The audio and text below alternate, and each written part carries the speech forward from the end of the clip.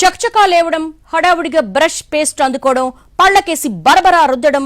Brush చేశామా, ముఖం కడుక్కున్నామా, coffee లేదంటే టీ తాగామా, పొద్దున్న లేవగానే ప్రతి ఒక్కరూ చేసేది ఇదే. కానీ మనం వాడుతున్న పేస్ట్ సంగతేంటి?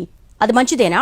బ్రాండెడ్ మార్కెట్లో ఫేమస్ అయినంత మాత్రాన మంచిది కావాల్సిన అవసరం లేదు కదా. టూత్ పేస్ట్లలో హానికర రసాయనాలు ఉన్నట్టు తాజాగా తేలింది. మీ టూత్ పేస్టులో ఉప్పుందా అనే యాడ్స్ చూసి ఉంటాం. ఉప్పు మాత్రమే కాదు, ప్రమాదకర రసాయనాలు ఉన్నట్టు తేలింది. మనం వాడుతున్న టూత్ పేస్ట్ అనుకున్నంత మంచిదేమీ కాదు. లేవగానే ఖాళీ కడుపుతో ఉండగా నోట్లోకి పోయేది టూత్ పేస్ట్. టూత్ పేస్ట్ కదా, బయటికి ఉమ్మేస్తాం కదా, ఏం కాదులే అనుకుంటే పొరపాటే. లాలాజలం రూపంలో అది ఖచ్చితంగా పొట్టలోకి వెళ్తుంది. ఎంటీ స్టమక్ లోకి హానికర రసాయనాలు వెళ్తే తీవ్ర ఆరోగ్య ఇబ్బందులు ఎదుర్కోక తప్పదు.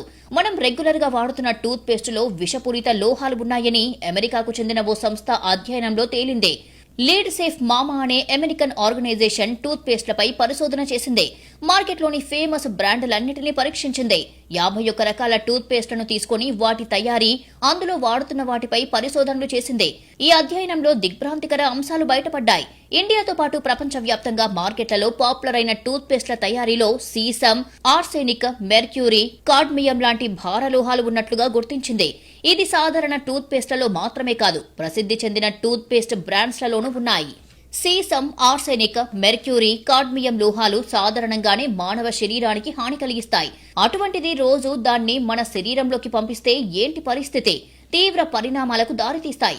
ముఖ్యంగా చిన్న పిల్లలపై దుష్ప్రభావాలు కలిగిస్తాయి. ఈ లోహాలు చర్మం, నరాల సమస్యలు, డయాబెటిక్, హార్ట్ రిలేటెడ్ ఇష్యూస్ ఉన్నవారికి ప్రమాదకరంగా పరిణమిస్తాయి. టూత్ పేస్ట్ కొనే ముందు ఒక్కరు కూడా అందులో ఉండే ఇంగ్రీడియంట్స్ ను పరిశీలించరు. మహా అయితే మ్యానుఫ్యాక్చరింగ్, ఎక్స్పైరీ డేట్స్ చూస్తారంతే. ఇప్పటికైనా ఈ విషయంలో జాగ్రత్తలు తీసుకోవాలని సూచిస్తున్నారు ఎక్స్పర్ట్స్.